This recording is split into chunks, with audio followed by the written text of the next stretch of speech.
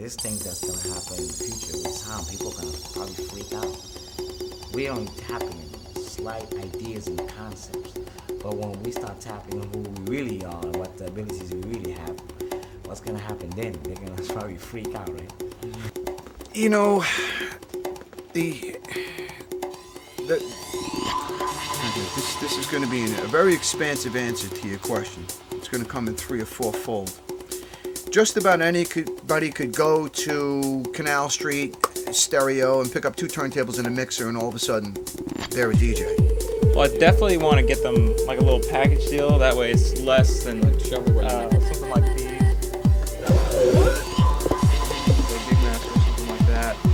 Because that way you're not spending so much, because Technics run about $500 each. Looking about $1,500 for just the basic setup. For $500, you can get everything you need, get a feel for it, see if you like it. By no means am I, a huge star, the big names like Fatboy Slim or anything, or Moby. But the thing is I'm on the right road. I mean, I get fan mail from around the world. I just finished a remix for a German guy, DJ Malente, in Germany. And I mean, the fact that he was in Germany and was able to get my record and liked it enough to hire me to do a remix for him, I mean, I consider that a success. I get emails weekly.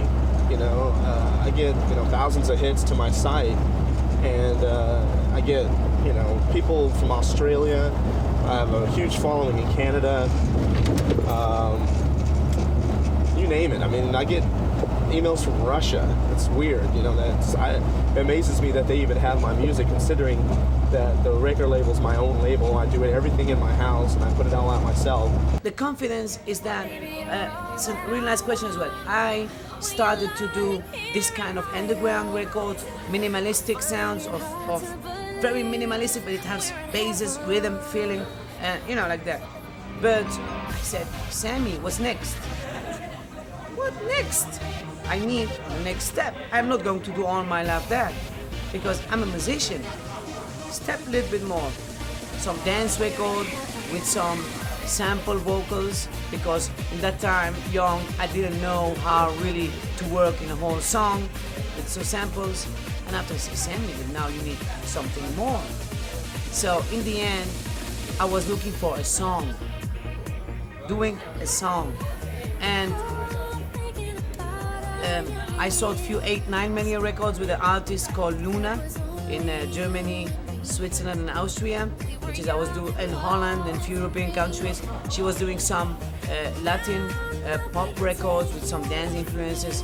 We sold around 8-9 million. We had 3 number ones. We get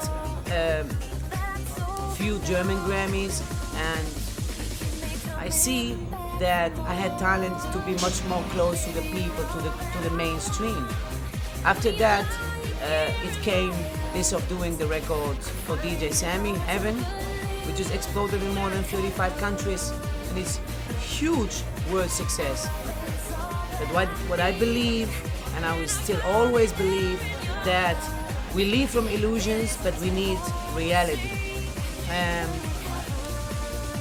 But a lot of people love only to have illusions, but I believe if you can sell to the people the reality, they will get it much more than illusions. So from that base going, I can believe that the DJ can be the artist of the 21st century. Why not? The singer is sitting in front of the microphone and singing to the people. I played many times for 100,000 people as a DJ, and I can show it to you as well in pictures. I've been playing for 30,000-40,000 people as a DJ, and it's amazing how the young generation, they are loving a DJ and they are appreciating what he's doing. The thing is that there's really 2 DJ businesses. There's the DJ business that really only happens at the club level, and that's the majority of the DJ business. DJs become very popular and people want to go see them, and they can, get $30,000 to spend for one night, if they're hot DJs, even $50,000. But that doesn't mean they can sell 10,000 records. There's many, many more working DJs than there are DJs who can sell records, and even the biggest DJs don't sell 200,000 units. Paul Oakenfold probably was the biggest, and Sasha and Digweed, who came close to around 250,000. But that was a few years ago, and those records now are selling almost 50% less. Some of the other guys, we have Junior Vasquez, you know, he's a popular DJ, plays to 6,000 people a week in his big Saturday night, Sunday morning show. This guy, you know, sells 15 to 20,000 units. You would think he would do 50 to 100, and in fact he used to. But so many DJs are making compilation records right now that the consumer's confused, and they spread their purchases over all of them, and they're buying based on repertoire versus just buying on the DJ. The industry, the world is building that. Jazz people who play jazz, they think that rock is shit. Rock, they say that hard rock is shit. Hard rock, they say that heavy metal, ooh! The heavy metal, they say pop, it's too teeny, it's poppy, we don't need it. Pop, they say, oh, dance is too easy, it's played with one finger. And dance, inside dance music, there's also so huge criticizing about their own music. Like dance music, they say, oh, this is too commercial for me, I want to be more cool, I want to be more underground, I want to be more that. But in the end, it's about music.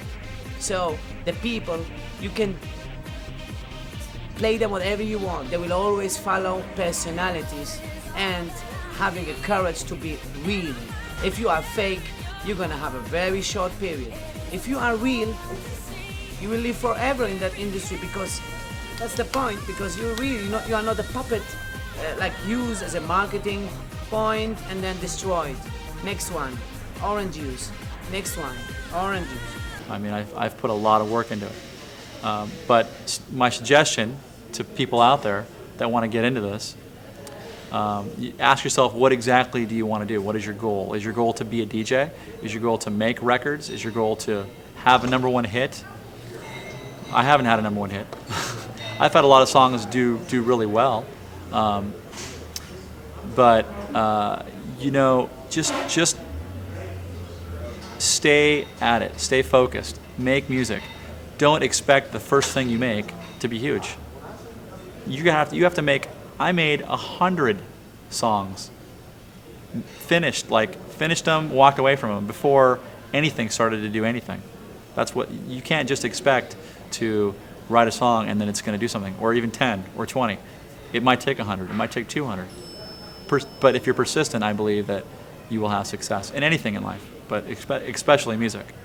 I've kind of, how can you put it? I've got Reason software, and without sounding like a techno freak or whatever, you know, the spare time that I get, I am spent there. Repetitive, beat after beat, element after element, probably doing my flatmates' heads in, doing my own head in, but hopefully, you know, I'm just going to carry on working and see what happens. I've got good management, so, you know, when they're ready, I'll pass them over, and hopefully Miami next year.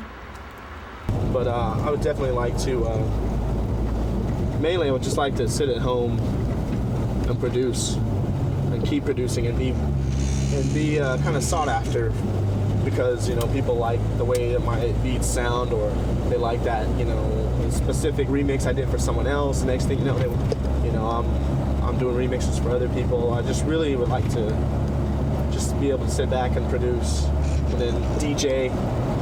You know, DJ once a week. It's fine with me. You know, as long as I'm DJing and producing, I'm happy. I'm successful, and as long as I can make money and continue to do it without, you know, struggling, that's successful to me. This is ATPT, All Time Party Time Record Store. This is a pretty popular store in Dallas, and this is my wall right here. This is.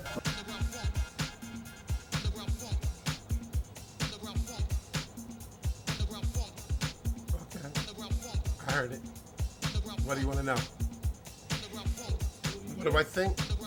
The guys down here looking to try to gain kind of, you know, exposure deals, I guess. Mm-hmm. You know, what chances do you think he's got?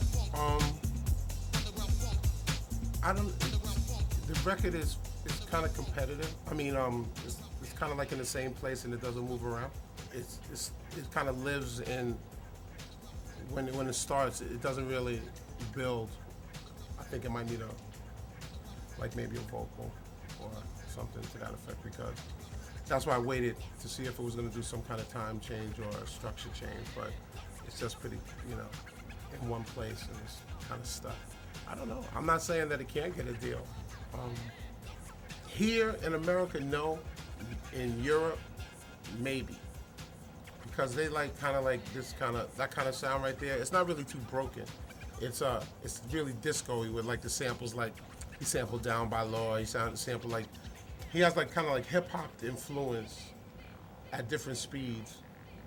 And London, they you know, there's a market for like kind of like disco-y, kind of just like sample tracks and stuff like that. So I could see this probably being somewhere in London.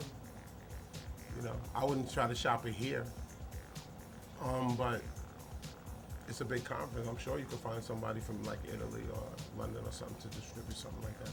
And, yeah, I mean, I don't know how much money you would get for it, but you could get some money for it. I could see this coming out. Studying classical music for a long time, but it wasn't something that I really thought I had a future in. And since I've been listening to house music for so long, I think I was 10, you know, because they played it on the radio in Chicago. I would go and sing over some of my friends when they were playing records, you know, just kind of freestyle something. And I kept doing that. And then I just realized it'd be a lot easier if I just sang over myself spinning, because then I wouldn't have to worry about, you know, stepping on someone's toes while they're playing, or at least I'd know the records, you know. And it just went from there. It was not a big plan on my part. It was just something, I love singing, and DJing was a really fun and easy way for me to perform, you know, without having a band. Because a band, you know, you have to have at least 4 people, and then people don't show up for rehearsals or whatever, and you're just stuck out there by yourself, so. Yeah, I think so. I mean, we're all, none of us had any ego going into it, because, you know, we don't have that, like, I don't know, none of us want to be stars or have any ego or anything, and Larry's already had a lot of accomplishments, so he wasn't, like, out to prove anything. And, you know, we all know the project's a star, and at some point we all submerged part of our tastes for the betterment of the project. So it's nice. Everyone's a team player, so we're pretty lucky. I don't know if I could be this successful, because when I started, it was so small a scene that it was really small. You knew everybody that made it.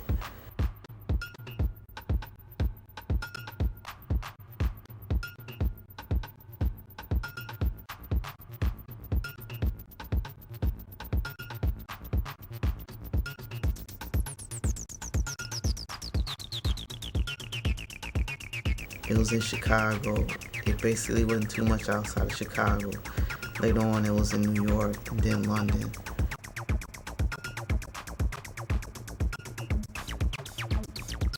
But I knew everybody that did it. I could walk into the radio station, give them a track, they'll play it. It's not like that now. Reality is so many people can do it, and the same thing's happening. It's getting swamped. That's why there's so many 12-inch releases. So, you know, my thing is, if you're thinking of being an artist, you've really got to do something to set yourself apart. I think it's happened in hip hop. You know, hip hop is kind of, you know, the producers in hip hop. They got the same thing going, where, you know, everyone's a producer, but the guys that have succeeded have really kind of set themselves apart. You know, I'm doing nothing new. I'm only putting my talent of the best what I can do. I took now these 2 remakes and I made them in the right way. People love it. Maybe some old guys from radios, they were dancing of Bryan Adams' Heaven with that beautiful lady 20 years ago, 25, and after hearing it once again with these beautiful vocals, beautiful sound, trance, synthes, uplifting beats, they say, amazing. I get back to my memory, so. Hadn't I spent all those sort of countless hours playing records, packing dance floors and clearing them, that I never would have made that transition from the DJ booth to the control booth. I mean, everything I learned about the record-making process and how songs should sound and feel came from watching people dance. we mentor each other. I've been in, no, seriously, I've been, my record label, PUCH Records, has now been in existence for 10 or 11 years. And basically, the reason I started my own label, and PUCH Records is DJ Pope and DJ OG, that's where Poetry comes from, those in case you want to know. It started as a result of two DJs who believed in this music and had a lot of trouble getting people to hear the music and the message that they had to send. So, you know, they say two sayings, you know, God bless a child who has his own, and if you want something done right, you got to do it yourself. And that is how independent labels even come about, especially those independent labels that are representational of the producers themselves or the DJs that you will find, you know, producing the music for the label. So when no one else will listen, well, here, this is what we have. We're going to make you listen to it. My advice is, it's a very good novelty, but go to school and get a real job. Let me tell you, in my pursuit of success in what I do, basically I was dating a woman that I was totally in love with, and my career kind of like, and actually I worked with that woman. And basically our relationship was strained by my pursuit of my career. And what made it even harder was that this woman was one of the main reasons why my career was flourishing. You know what I mean? And I was dedicating so much to it that I should have been dedicating more to being a better partner to her, you know what I mean? And totally destroyed, like maybe, you know, the love of my life is not with me now because of, you know, this relationship. It's a tricky one, you know, during the week. It's like you get home on a Tuesday, you leave on a Thursday. It's pretty hard, but that's the life that I chose. My partner knows that that's the life that I chose. I would not be happy sitting at home not doing it. So obviously I'm not going to be doing this for the rest of my life. So at this particular time, at this particular point in my career, I've definitely enjoyed doing it. And I can't see myself doing something else at this point. We feel like 3.5 years ago, but with the Beat being an artist, it just adds an extra flight onto every trip I do. So I'm traveling about 3 or 4 times a week, but I now have a place in London as well, so it's just a case of trying to be here, there, everywhere at the same time. But yeah, you only get like 2 or 3 days really at one place or the other. It's very draining. Some DJs make $500 a night, some DJs make $30,000 a night. So, but I think you're very stable. You're comfortable. You have good lives. You're able to save some money. So yeah, you're okay. I am following a path. I'm just doing. I don't know. I moved to Chicago 2 years ago. And a guy called Jim Romano took me over to Chicago and sponsored me with Mark Productions for a year to work in Chicago. And I worked over there and I worked with song. And to me, at that moment, all I knew that is if I didn't do this, I'd regret it in years to come. So I went and did it. I left my girlfriend over here. I left an apartment in London and went and lived over there for a year. And I ended up working with Keith and Carter and John Smith, who were songwriters. Keith wrote True Blue for Madonna. He's got Grammys for working with Phil Bailey. And he was in a situation where he'd done commercials in Chicago for the past 14 years. He'd been doing commercials. And just as I arrived in Chicago, there'd been a big industry strike with commercials. All the business had moved to LA. So there was all these fantastic singer-songwriters, performers who didn't have any work. And I arrived and I ended up working with loads of them. And that's what I've come back here and we're still working with them and we're still developing further. We've got new artists coming up that we're wanting to develop and move on to major labels and just hold production credits for the work that we're working with them. I'm using Flash this year because in years past, man, I just spent entirely too much money in these clubs for alcohol. You have to kind of like rethink your situation if you're a single malt drinking individual like myself, you know, and I just thought it was smarter for me to go get a bottle and fill up a couple of flasks. So on that note, but kids, don't do this at home. Don't try this at home. This is not good. It's not good on any level. I would really be pissed off if people did this at the venues that I attend. So you only do this when the drinks are not reasonably priced. When you're getting overcharged, and you know this, if you go to a venue, you know, I can kind of like understand if they lose their mind and you got to go for that. Go for it, but if the drinks are like really cheap, don't do this. But when you come to Miami for this winter music conference, we're going to this party with Jelly Bean now. And he like basically only gave us like 3 or 4 laminates to get in, and there's more people than actually should get in. But I guarantee you, if we walk up with his famous ass, we're all gonna get in. So I'll fill you in as we, either get in or get rejected. We'll see what the fuck jumps off, all right? This is Craze from New York City. Talking about, y'all want this party to rock? I say shut up. Looking at one of the guys who actually pioneered house music, where there used to be 5 of us: Marshall Jefferson, CeCe Rogers, Liz Torres, Jack Master Farley. We were out there, we didn't know what we were doing, we were just having something that we love, which is called house music. Now it became a phenomenal movement.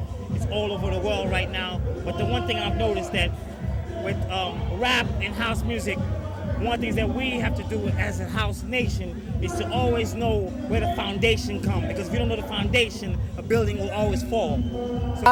Well, the music scene, I'm just a really big fan. I've been going to a lot of dance music parties since I could sneak in. And, and as far as the group goes, everyone I've met that we're working with, I've met pretty much on the dance floor, at parties, and just that kind of thing. Christine, I met 3 years ago dancing at clubs, and Larry I met here and there because he's everywhere. And sooner or later you're going to run into Larry in New York. So, and Mandy I met at a club too. So we all came together that way.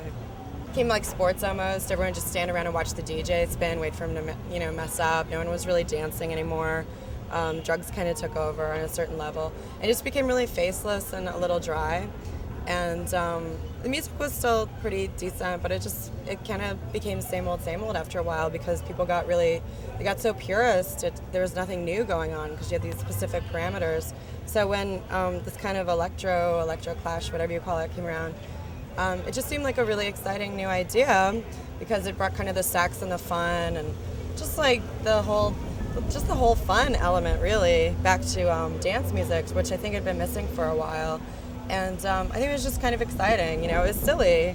It brought back a silliness, and the music was great too. On top of all that, so it's nice to have a sense of humor and a sense of fun and sex again, and that's why we got involved.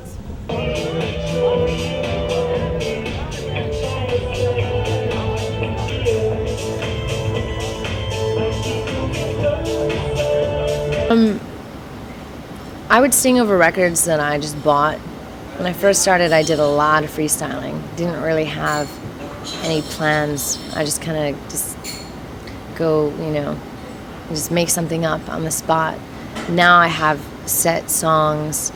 I have records out, but usually what I'll do is I'll sing a song that I have over another record. So it's almost like a remix, and I'm using someone else's music, so it's a lot of appropriation, but it's all right because it's live and it's more fun. And how I see the scene of the music, for 15 years ago, for a DJ it was probably easy because everybody was playing a kind of the music of the moment, like this Madonna stuff, Into the Groove, or this white wave music like Ann Clark, Split Second, U2 and Simple Minds, or you should play some, Michael Jackson and stuff like that. So today the music scene of the DJs is totally changed. Each DJ want to have his own style of music. One plays house music, the other want to play Latino house, the other want to play garage sound, the other want to play chill out music, the other want to play. So in 15, 20 years, it's amazing how the music have been separated in 1,000 different way of music, Let's try and get behind some songs rather than just have a million songs out there and just everybody's going in their own direction. Why can't we all just get together and get behind a couple things and make a couple songs that big, like every other genre? Rap and country music are kicking our ass because they got songs and everybody gets behind the songs and the songs get played on radio. It's not just a million people going in a million different directions promoting one song here and one song. Well, you played that song? Well, I'm not going to play that song. I'm going to play this song. I mean, give me a break. A lot of the new music coming out today doesn't have the soul and the vibe and the happiness that it used to have. And DJs wonder, you know, why aren't we getting bookings? You know, why are the bookings so low? You know, people wonder. And, you know, I think people need to get back to the roots of showing up, you know, with good music, with the intention to, you know, make people dance, and not just to make some money. And I think, you know, that will make a whole difference in the whole in the market right now, because the market's hurting. You know, it's hurting. And people are all talking about how I'm not getting booked to do this, I'm not getting booked to do that. But I think people need to reevaluate the reasons why they're doing it, and either come up with a better reason to do it, or just don't do it at all. You know, and I think that'll fix a lot of what's broken right now. It's actually very clear. You in front of your turntables, putting your head down, smoking a cigarette, playing your record, very bored. You know, people are looking at you. Maybe you can be big for marketing, whatever, but you don't give up this energy. People need to see you, that you're enjoying your job, that you are really, you know, loving what you're doing, sharing, having fun with them. So people will love you. The guys that are using the CDs, despite the fact that one or two of them have learned how to mix the CDs, they will never have the artistry, they will never have the feel, they will never have the aspiration to become an artist, because they're limited with the CDs. The guys that get the turntables and they're playing records, vinyl, beautiful black vinyl records, they can feel the song, they can see the song. You know, it's like an artist, Michelangelo, when he's chipping away at the block. He sees the image inside the block of marble. Well, I see the notes. I see the band singing when you put that piece of vinyl on the turntable. I see them in the studio. I see them with the headphones on, the microphones in front of them. I see the musicians playing. You can't see that off a CD. My advice for the DJs today, well, I can't give them advice, because the industry has changed so much. You know, you can become a party DJ and go play at private parties and play with YMCA and So Many Men and the Electric Slide so many times before you get sick of it. And there are guys that want to go play in the clubs. They have a real hard time because they don't have the old days. And you can't get the old days. Once you're a branch on a tree, you can't be the roots. I'm one of the roots, so I grew as part of the tree and the branches. I'll always be that. The new guys, they're the new branches that's grown off, and the new leaves, they're just going to stay that way. Most of those guys will never become a tree itself. There will never be a seed that falls off the tree into the ground and grow their own tree. Very, very few and far in between can make a career out of it or make a living. Anybody that's starting today would probably keep a full-time job and just DJ on the side. To me, was a late bloomer, but you know, I never expected it to be my full-time gig. So I'm very lucky. I'll make it someday, but I don't have a day job.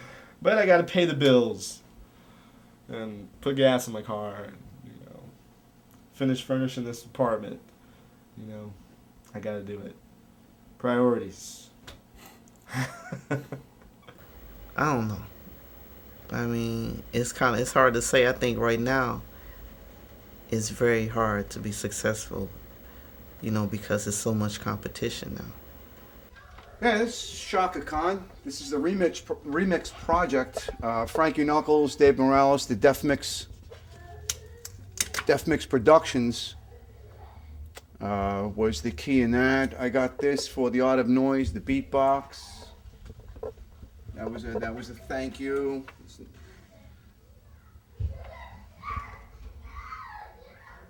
That's me with Elton John and Bobby Shaw.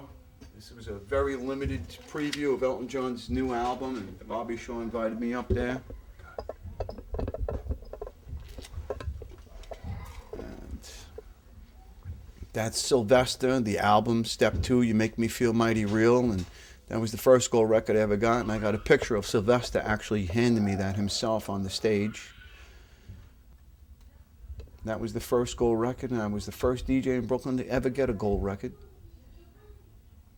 And I was the first DJ in Brooklyn to get a second gold record. I was the first DJ in Brooklyn to ever do a live mix on a radio station.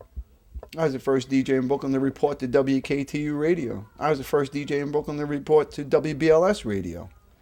I've got lots and lots of autographed pictures of lots of artists I met over the years. I just haven't hung them on the walls yet. We just recently moved here and I haven't finished putting everything together.